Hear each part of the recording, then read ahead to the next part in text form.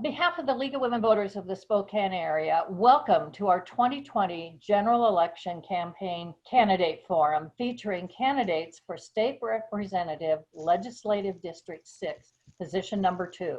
I am Ann Murphy, your moderator. Election day for the 2020 general election is Tuesday, November 3rd, 2020. Ballots will be mailed to all registered voters on or about October 16th.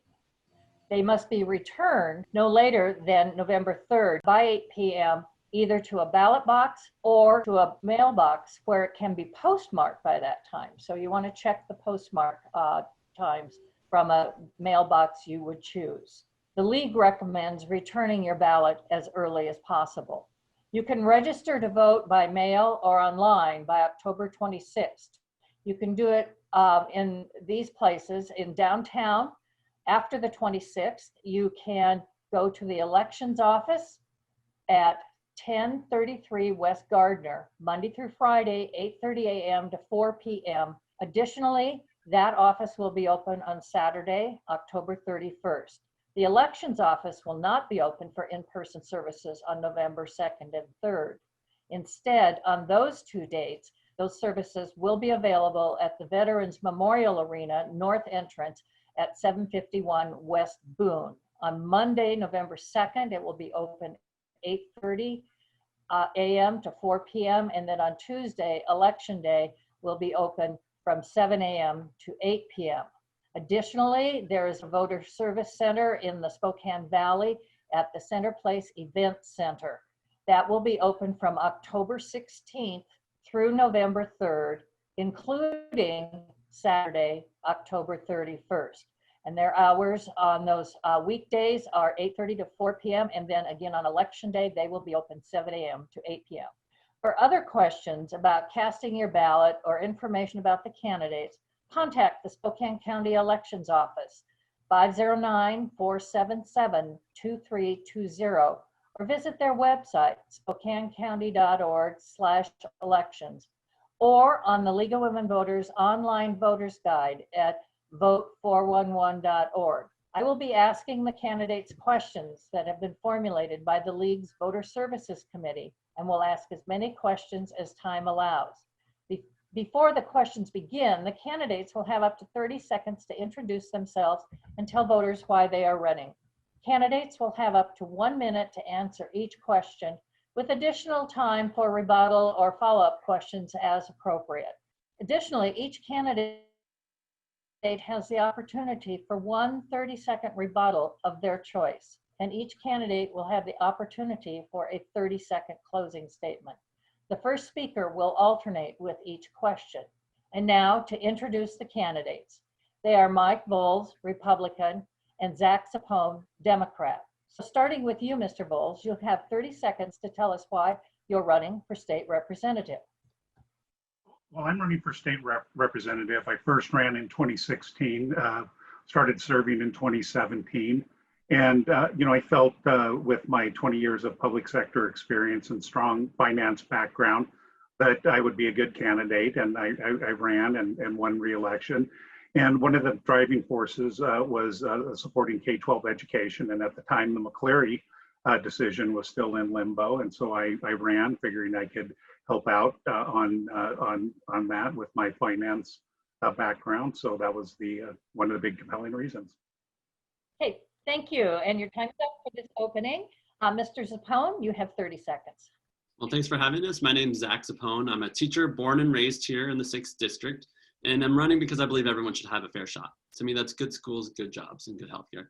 I've been in the classroom working with folks and know how hard it is to get ahead. I've seen families struggle with mental health, career and college options, and I realize that the state's not doing enough to help us. And I think I can be a better candidate that will work hard for us, hear our needs, and take it to the legislator and get things done for us for a better future where everyone has a fair shot. Okay, thank you. We'll move on to some questions where you can expand on some of those ideas that you put forward in your opening. And we'll start with you, Mr. Zappone. What do you consider to be the most important responsibilities of a state legislator, and what specific training and experience and skills do you have that have prepared you for this position? Yeah, I think a state You have 1 representative. minute.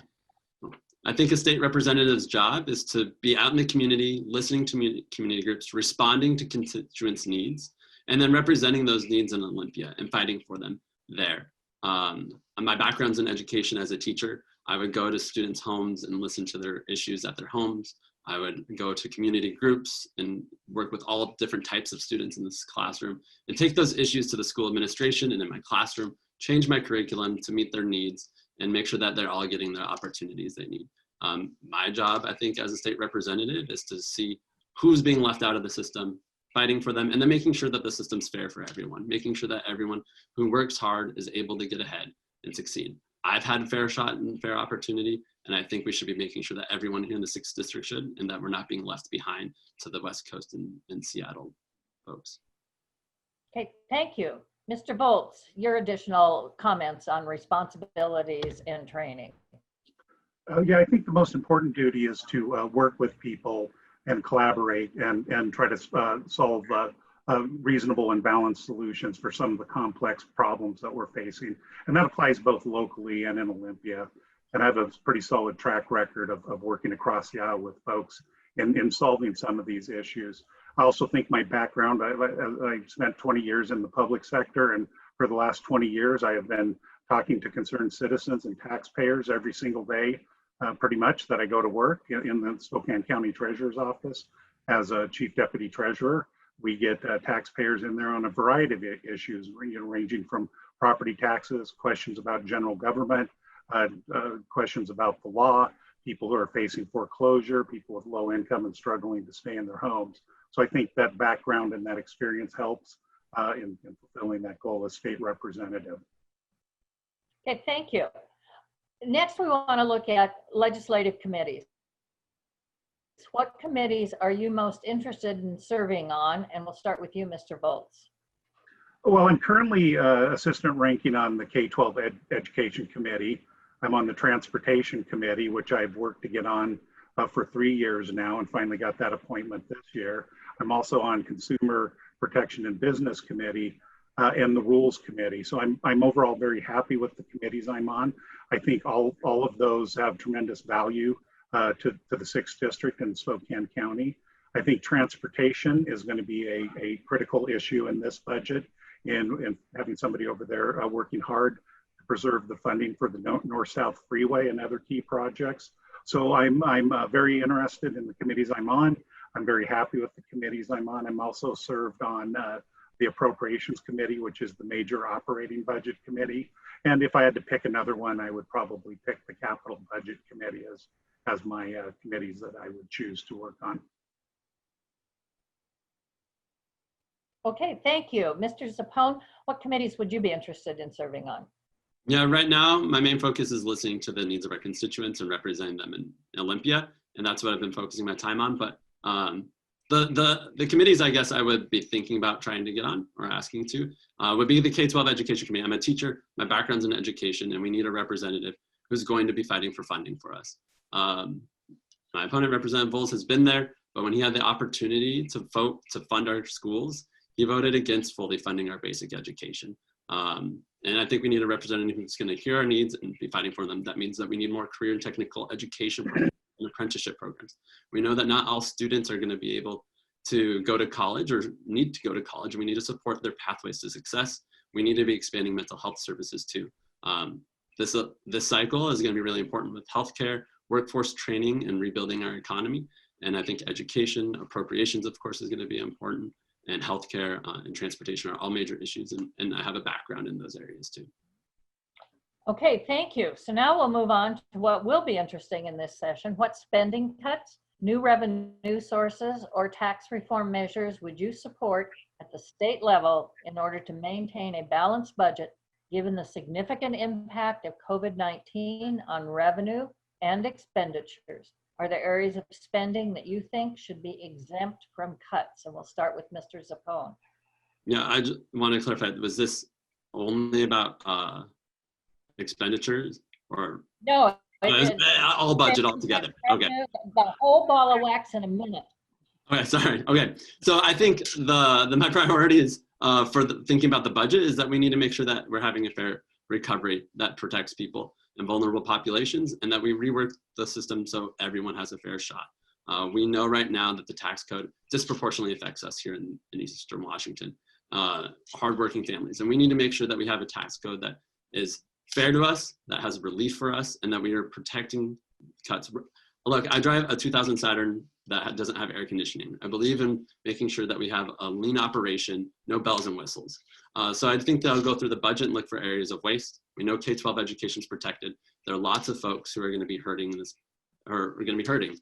Elderly who can't get at-home services, children with disabilities, foster kids who could lose caseworkers. So we need to be protecting those populations. That'll save us money in the long term with investment in early education and healthcare expenses that are preventative, and then making sure that we're rebuilding and ready for a better economy throughout this recession and pandemic. Okay, thank you. Mr. Volz, same question. Well, in terms of spending cuts, it looks like the budget forecast is going to come somewhere in between the 2017-18 approved budget and the 2019-20 approved budget. So we're looking right now of a shortage of about $4.5 to $5 billion. So hopefully the revenue forecasts improve, and we'll get a clearer picture by the next session on those areas and how much we need to tighten things up, and hopefully the revenue side improves. On the spending side, I think the folks of the 6th district, on the revenue side, I think the folks on the 6th district have been very clear on their position of taxes. And I just want to point out that when the McCleary fix was put up for an advisory vote in 2017, the voters of the 6th district rejected it overwhelmingly, and across the state, they rejected that solution. Also, they're very consistent on rejecting other taxes. You can look at the 2019 advisory votes, and you can look back on past initiatives and advisory votes. So the answer is not on the revenue side. I'd like to rebuttal here. Okay, you have 30 seconds, Mr. Zappone. All right. I agree that there should be no more taxes for us hardworking folks in the 6th district, but we do know that we need to be investing in growing jobs and protecting vulnerable populations here.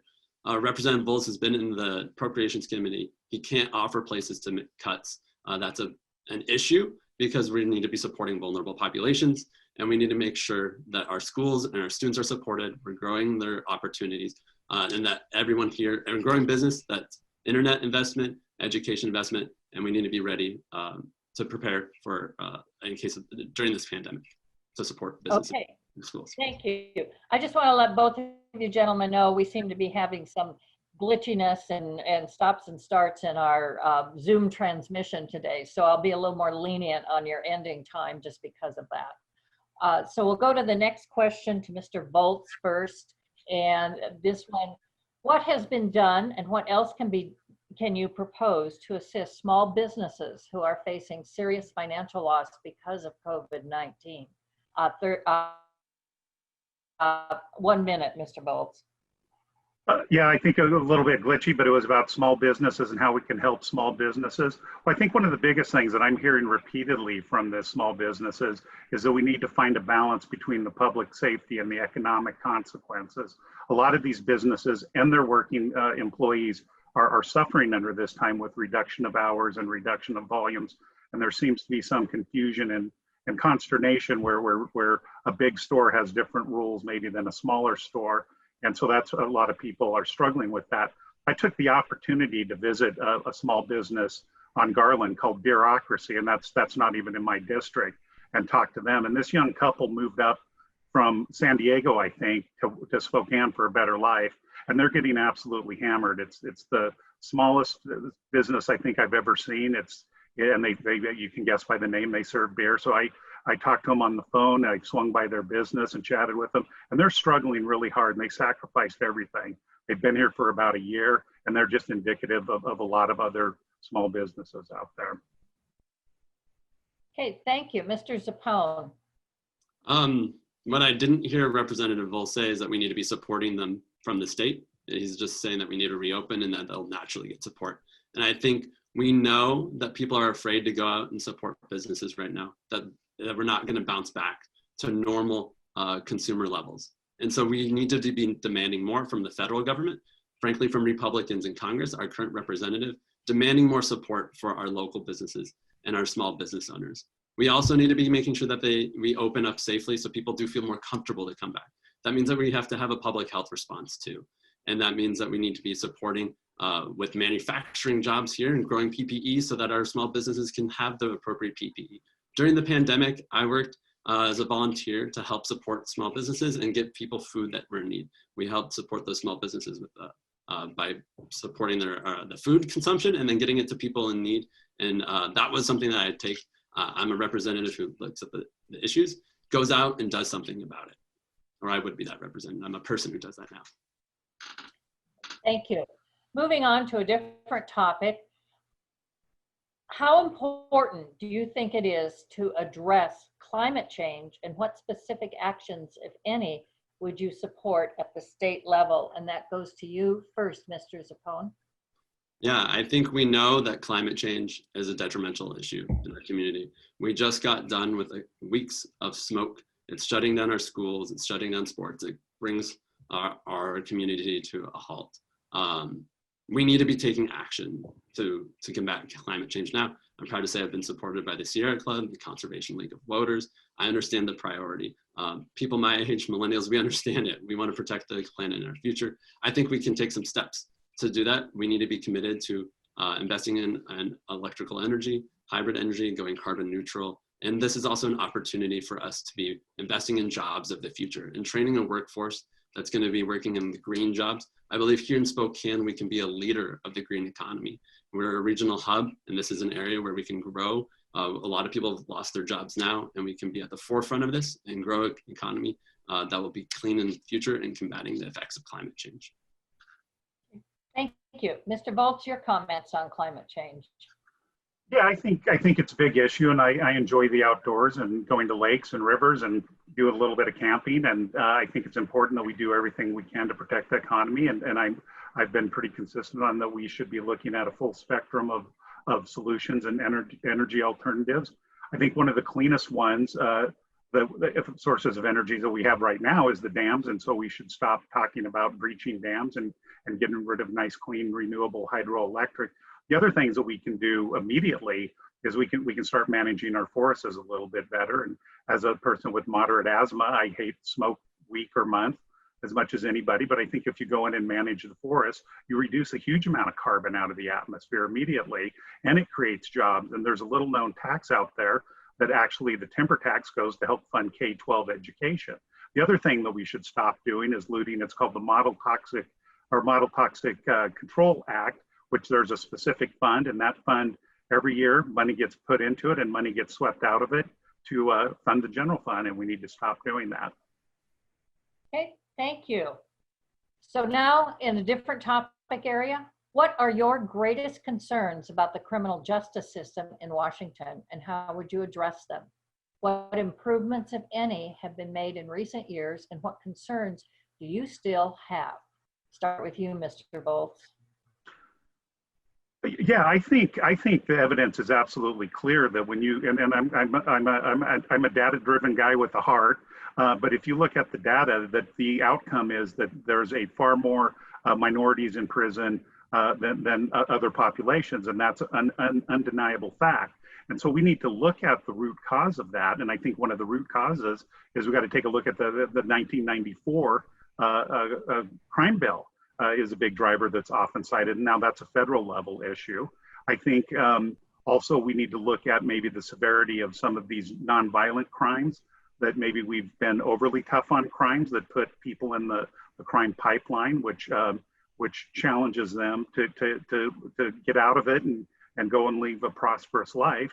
I do think that we've made some good progress. I think the community-based policing that we have in Spokane is a positive thing. And I think having police forces that better reflect the composition of their communities is a positive thing in recent years.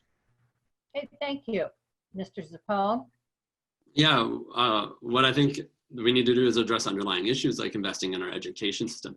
If we want a police force that looks like our population, we need to be investing in our schools that allows everyone to have those opportunities. And if we're not fully funding our schools, that's a major issue. We're not going to have that. But in addition, we need to be looking at the prison to school pipeline. Representative Volz sits on the K-12 education committee, I think that would be an issue that we're talking about, school discipline and how that disproportionately affects students of color that leads to higher rates in the prison system. And so that's an issue that we need to be talking about and thinking about. We also need to help police officers do what they do best, which is respond to crime, enforce laws, and respond to emergencies. So we need to make sure that we're dealing with the mental health issues in our community and getting the resources we need. That's making sure that we have behavioral health specialists that respond to incidences in a behavioral health diversion center that will save taxpayers money because it's cheaper to get people the services they need and instead of putting them in jail. Okay, thank you. You're all aware the Senate Bill 5395 passed by the legislature in 2020 and subsequently suspended pending the results of the current referendum 90 in this 2020 general election, requires all schools to provide comprehensive sexual health education by the 22-23 school year. Do you support or oppose SB 5395 and the Ref 90 approval? And what are your reasons for your position? We'll start with you, Mr. Zappone. I believe that education starts in the home and parents should be ultimately responsible for their education and the education of their child. So I think that voters will have the choice to express their views on referendum 90 this coming election cycle. I also believe that we do need to be talking about social emotional learning for K through third grade. That makes sure that students are learning how to control their anger and emotions. We also need to make sure that we're teaching consent. There's a big issue of students from our schools graduating as victims of sexual violence. And these are issues that are major issues in our community.